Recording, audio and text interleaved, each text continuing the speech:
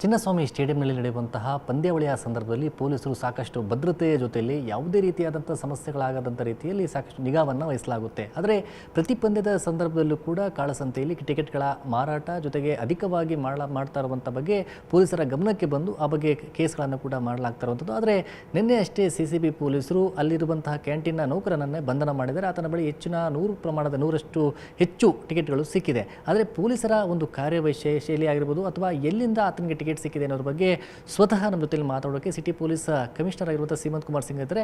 ಅವರನ್ನೇ ಮಾತಾಡ್ಸೋಣ ಈ ಒಂದು ಕೇಸ್ಗಳ ಬಗ್ಗೆ. ಸರ್, ತಮ್ಮ ಟೀಮ್ ಆಲ್ಮೋಸ್ಟ್ CCB ಒಂದು ನಿಗಾವನ್ನು ವಹಿಸಿರುವಂಥದ್ದು, ಇಂಥವರ ಏನಿದ್ದಾರೆ ಅಕ್ರಮವಾಗಿ ಮಾರಾಟ ಮಾಡೋಂಥವ್ರು ಅಂಥವ್ರನ್ನ ಪತ್ತೆ ಮಾಡುವಂಥ ಕೆಲಸ ಆಗ್ತಿರುವಂಥದ್ದು. ಬಟ್ ನಿನ್ನೆ ಕೂಡ ಒಬ್ಬ ಅಲ್ಲಿ ಕೆಲಸ ಮಾಡ್ತಾ ಸಿಕ್ಬಿದ್ದಿರುವಂಥದ್ದು. ನಾವು ಮ್ಯಾಚ್ ಸ್ಟಾರ್ಟಿಂಗಿಂದನೇ ನಮ್ಮ ಕ್ರೈಮ್ ಟೀಮ್ ಅವರು CCB ಎಲ್ಲ ಸೇರಿ ಟಿಕೆಟ್ಸ್ದು ಯಾವ ರೀತಿ ಬ್ಲ್ಯಾಕ್ ಆಗಬಾರ್ದು ಮತ್ತು ಜನಕ್ಕೆ ಹೆಚ್ಚಿನ ಸಂಖ್ಯೆಯಲ್ಲಿ ಟಿಕೆಟ್ ಸಿಗಬೇಕು.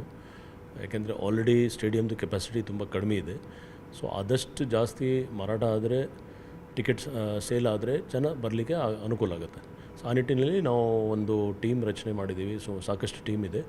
ಸೊ ಇದರಲ್ಲಿ ಹಲವಾರು ಕೇಸಸ್ ಆಗಿದೆ. ನಿನ್ನೆ ಕೂಡ ಇದೇ ರೀತಿ ಈಗ ಒಂದು ನಮ್ಮ ಟೀಮ್ ಅವರು ಒಂದು ಜಾಲ ಅವರು ಇದು ಮಾಡಿದ್ದಾರೆ. ಅದರಲ್ಲಿ ಸಾಕಷ್ಟು ಕೇಸಸ್ ಸಾಕಷ್ಟು ಟಿಕೆಟ್ಸ್ ಬ್ಲ್ಯಾಕಲ್ಲಿ ಸೇಲ್ ಮಾಡ್ತಿದ್ರು. ಅದು ನಾವು ಪತ್ತೆ ಮಾಡಿದ್ದೀವಿ.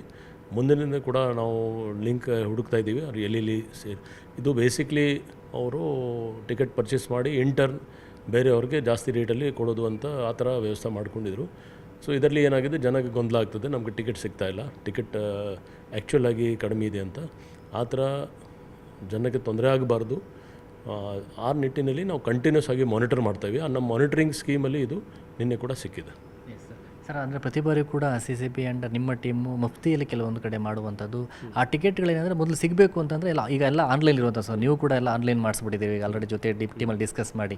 ಆದರೆ ಈ ರೀತಿ ಟಿಕೆಟ್ಸ್ಗಳು ಯಾವ ರೀತಿ ಹೊರಗಡೆ ಬರುತ್ತೆ, ಹಿಂಗೆ ಮಾರಾಟ ಆಗುತ್ತೆ ದೊಡ್ಡ ಪ್ರಮಾಣದಲ್ಲಿ ಅನ್ನೋ ಹೊಟ್ಟೆಯಲ್ಲಿ ಒಂದು ಎಲ್ಲರೂ ಕೂಡ ಒಂದು ಅನುಮಾನ ಇರುವಂಥದ್ದು. ಇಲ್ಲ, ಅನುಮಾನದ ಪ್ರಶ್ನೆ ಇಲ್ಲ. ಇದರಲ್ಲಿ ಏನಾಗಿದೆ, ಆನ್ಲೈನ್ ಆದಮೇಲೆ ಇದೆಲ್ಲ ತುಂಬ ಕಡಿಮೆ ಆಗಿದೆ. ಅಪ್ಪಿತಪ್ಪಿ ಕೆಲವರು ಯಾರು ಮಾಡ್ತಾರೋ ಅವ್ರ ಬಗ್ಗೆ ನಾವು ಸ್ಟ್ರಿಕ್ಟ್ ಆ್ಯಕ್ಷನ್ ತೊಗೊಳ್ತಾ ಇದ್ದೀವಿ. ಸೊ ನಿಜವಾದ ಮೊದಲಕ್ಕಿಂತ ಈಗ ಅದೆಲ್ಲ ವ್ಯವಸ್ಥೆ, ಈ ಹೊಸ ವ್ಯವಸ್ಥೆಯಲ್ಲಿ ಅಂಥ ಯಾವುದು ಸಮಸ್ಯೆ ಇಲ್ಲ. ಆದರೂ ಕೆಲವ್ರಿಗೆ ಟಿಕೆಟ್ ಬೇಕೇ ಬೇಕು ಅಥವಾ ಹೆಚ್ಚಿನ ರೇಟ್ದಲ್ಲಿ ತೊಗೊಳ್ಳಿಕ್ಕೆ ರೆಡಿ ಇದ್ದಾರೆ ಕೆಲವರು. ಅಂಥವರು ಇಂಥಕ್ಕೆ ಆಸ್ಪತ್ರೆ ಕೊಡ್ತಾಯಿದ್ದಾರೆ ಮತ್ತು ಬ್ಲ್ಯಾಕಲ್ಲಿ ಸೇಲ್ ಕೂಡ ಮಾಡ್ತಾಯಿದ್ದಾರೆ. ತೊಗೊಳೋರು ಇದ್ದಾರೆ, ಸೇಲ್ ಮಾಡೋರು ಇದ್ದಾರೆ. ಅಂಥವ್ರಿಗೆ ಬಗ್ಗೆ ನಾವು ಆಲ್ರೆಡಿ ನಿಗಾ ಇಟ್ಟು, ಯಾಕೆಂದರೆ ಇದು ಟೆಕ್ನಿಕಲ್ ಇದೆ, ಆನ್ಲೈನ್ ಕೂಡ ಆಗ್ತಾಯಿದೆ, ಸೇಲ್ ಆನ್ಲೈನು ಬ್ಲ್ಯಾಕ್ ಆಗ್ತಾಯಿದೆ.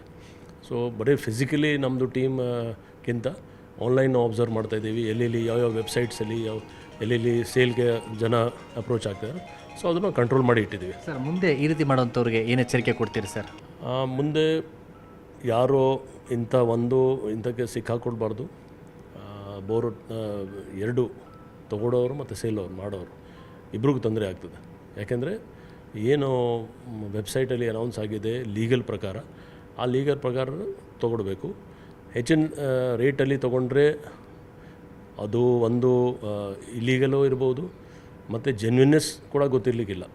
ಮೇ ಬಿ ದುಡ್ಡು ಜಾಸ್ತಿ ಕೊಟ್ಟಿರ್ಬೋದು, ಮೋಸ ಆಗ್ತದೆ ಅವ್ರಿಗೆ. ಯಾಕೆಂದರೆ ಅದು ಜೆನ್ಯೂನ್ ಟಿಕೆಟ್ ಇದೆಯಾ ಯಾರು ಗೊತ್ತಿದೆ. ಸೊ ಅಫಿಷಿಯಲ್ ವೆಬ್ಸೈಟಿಂದ ಪರ್ಚೇಸ್ ಮಾಡಿದರೆ ಮತ್ತು ಏನು ನಿಗದಿತ ರೇಟ್ ಇದೆ ಆ ರೇಟಲ್ಲಿ ತೊಗೊಂಡ್ರೆ ಜನಕ್ಕೆ ಒಳ್ಳೆಯದು. ಆಲ್ರೆಡಿ 3 ಮ್ಯಾಚ್ ತುಂಬ ಚೆನ್ನಾಗೇ ಆಗಿದೆ, ಯಾವುದೂ ಸಮಸ್ಯೆ ಆಗಿಲ್ಲ. ಅಪ್ಪಿದ್ದು ಸ್ವಲ್ಪ ಪ್ರಮಾಣದಲ್ಲಿ ಏನಾದರೂ ಇದೆ, ಅದು ತಕ್ಷಣ ನಾವು ಅರೆಸ್ಟ್ ಮಾಡಿ ಅಲ್ಲಿಗೆ ನಿಲ್ಲಿಸಿದ್ದೀವಿ. ಮೊನ್ನೆ ಕೂಡ ಇದಾದ ತಕ್ಷಣ ನೆಕ್ಸ್ಟ್ ಮ್ಯಾಚ್ ಕೂಡ ಯಾವುದು ಸಮಸ್ಯೆ ಇರಲಿಕ್ಕಿಲ್ಲ. ಮುಂದೆ ಕೂಡ 2 ಮ್ಯಾಚ್ ತುಂಬ ಚೆನ್ನಾಗೇ ಆಗಿದೆ. ಯಾಕೆಂದರೆ ನಿಮಗೆ ಗೊತ್ತಿದೆ, ನಮ್ಮ ಪೊಲೀಸವರು ಜನ ಜೊತೆಗೆ ಸೇರಿ ತುಂಬ ಚೆನ್ನಾಗಿ ಬಂದೋಬಸ್ತ್ ಮಾಡಿಕೊಂಡು ಜನಕ್ಕೆ ಒಂದು ಖುಷಿ ಆಗಲಿ. ಬರೋರು ಯಾರಿದ್ದಾರೆ, ಈಗ ಹಬ್ಬ ರಜೆದು ಟೈಮ್ ಇದೆ, ಸಮ್ಮರ್ ವೆಕೇಷನ್ ನಡೀತಾ ಇದೆ, ಹೆಚ್ಚಿನ ಸಂಖ್ಯೆಯಲ್ಲಿ ಮಕ್ಕಳು ಅವರು ಫ್ಯಾಮ್ಲಿಯವರೆಲ್ಲ ವೀಕ್ಷಿಸಲಿಕ್ಕೆ ಬರ್ತಾಯಿದ್ರು.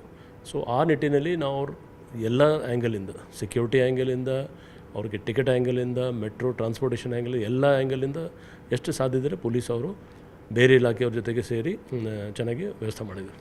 ಸರ್ ಕೊನೆಯದಾಗಿ ಸೋಷಿಯಲ್ ಮೀಡಿಯಾಗಳಲ್ಲಿ ಈ ರೀತಿಯ ಕೆಲವು ಸುದ್ದಿಗಳನ್ನು ಫೇಕಾಗಿ ಬಿಂಬಿಸುವಂಥದ್ದು, ಪ್ರವೋಕ್ ಮಾಡುವಂಥದ್ದು, ಆದರೆ ಇಲ್ಲಿ ಮ್ಯಾಚ್ಗೆ ಬರುವಂಥವ್ರಿಗೆ ಟಿಕೆಟ್ ಸಿಗುತ್ತಾ ಇಲ್ವಾ ಅನ್ನೋ ರೀತಿಯಲ್ಲಿ ಬೇರೆ ರೀತಿಯ ನ್ಯೂಸ್ಗಳನ್ನು ಸ್ಪ್ರೆಡ್ ಮಾಡ್ತಾರೆ ಸೋಷಿಯಲ್ ಅಂಥವ್ರಿಗೆ ಏನೋ ಮೆಸೇಜ್ ಕೊಡ್ತೀರಾ ಸರ್? ಅಂತಂದರೆ ಜನ ಆರಾಮಾಗಿ ಬಂದು ನೋಡ್ಕೊಂಡು ಅವ್ರು ಬುಕ್ ಮಾಡ್ಕೊಂಡು ಆರಾಮಾಗಿ ನೋಡ್ಕೊಂಡು ಹೋಗ್ಬೋದು ಸೋಷಿಯಲ್ ಮೀಡಿಯಾದಲ್ಲಿ? ಇಲ್ಲ, ಸೋಷಿಯಲ್ ಮೀಡಿಯಾ ಬಗ್ಗೆ ನಾವು ಆಲ್ರೆಡಿ ನಮ್ಮದು ಮಾನಿಟರಿಂಗ್ ನಡೀತಾ ಇದೆ. ಮತ್ತು ಜನಕ್ಕೆ ನಾವು ಒಂದು ರಿಕ್ವೆಸ್ಟ್ ಮಾಡ್ತಾಯಿದ್ದೀವಿ, ಯಾವುದು ಗೊಂದಲ ಇಲ್ಲ, ಮೊದಲಿಂದ ಗೊಂದಲ ಇಲ್ಲ, ಈಗಲೂ ಗೊಂದಲ ಇಲ್ಲ. ಆ್ಯಂಡ್ ಜನ ಯಾರ ಹತ್ರ ಟಿಕೆಟ್ ಇದೆ ಅವರೇ ಬಂದರೆ ಬೆಟರ್. ಯಾಕೆಂದರೆ ಇಲ್ಲಿ ಆನ್ಲೈನ್ ಬಿಟ್ಟು ಬೇರೆ ಯಾವುದು ಸ್ಕೋಪ್ ಇಲ್ಲ ಟಿಕೆಟ್ ಪರ್ಚೇಸ್ ಮಾಡಲಿಕ್ಕೆ. ಅಕಸ್ಮಾತ್ ಅವ್ರಿಗೆ ಯಾರೋ ಅಶ್ಯೂರೆನ್ಸ್ ಕೊಟ್ಟಿದ್ದಾರೆ ಇಲ್ಲಿ ಸ್ಟೇಡಿಯಂ ಹತ್ರ ಬಂದು ಕೊಡ್ತಾರೆ, ಅವರು ಅದು ಎಲ್ಲ ಸುಳ್ಳು. ಯಾಕೆಂದರೆ ಹಾರ್ಡ್ ಕಾಪೀಸ್ ಯಾರಿಗೆ ಸಿಗಲಿಕ್ಕೆ ಸಾಧ್ಯನೇ ಇಲ್ಲ. ಸೊ ಆನ್ಲೈನ್ ಸಿಕ್ಕಿದರೆ ಅವ್ರಿಗೆ ಗೊತ್ತಿದೆ, ಅವ್ರ ಹತ್ರ ಟಿಕೆಟ್ ಇದ್ದರೆ ಬರಲಿ, ಅವರು ಮೋಸ್ಟ್ ವೆಲ್ಕಮ್ ಇದ್ದಾರೆ.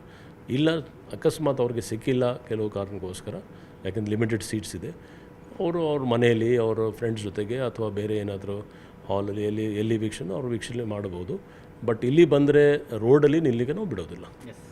ಇದಿಷ್ಟು ಕಮಿಷನರ್ ಸೀಮಂತ್ ಕುಮಾರ್ ಸಿಂಗ್ ಅವರ ಮಾತು. ಕ್ಯಾಮರಾ ಪರ್ಸನ್ ಯೋಗೇಶ್ವರ್ ಜೊತೆ ಗಂಗಾಧರ್ ವಾಗ್ತಾ, ನ್ಯೂಸ್ 18 ಬೆಂಗಳೂರು. ನಿರ್ಭೀತ, ನಿಷ್ಪಕ್ಷಪಾತ, ವಿಶ್ವಾಸಾರ್ಹ ಸುದ್ದಿಗಳಿಗೆ ಮತ್ತೊಂದು ಹೆಸರಾಗಿರುವಂತ ನ್ಯೂಸ್ 18 ಕನ್ನಡ ಈಗ ಆಪ್ನಲ್ಲೂ ಲಭ್ಯವಿದೆ. ದಯವಿಟ್ಟು ಇಲ್ಲಿರುವಂತ QR ಕೋಡ್ ಸ್ಕ್ಯಾನ್ ಮಾಡಿಕೊಂಡು ಆಪ್ ಡೌನ್ಲೋಡ್ ಮಾಡೋದಕ್ಕೆ ಮರಿಬೇಡಿ. ನಿಮ್ಮ ಬೆಂಬಲ ಹೀಗೆ ಸದಾ ನಮ್ಮೊಂದಿಗಿರಲಿ. ಧನ್ಯವಾದ.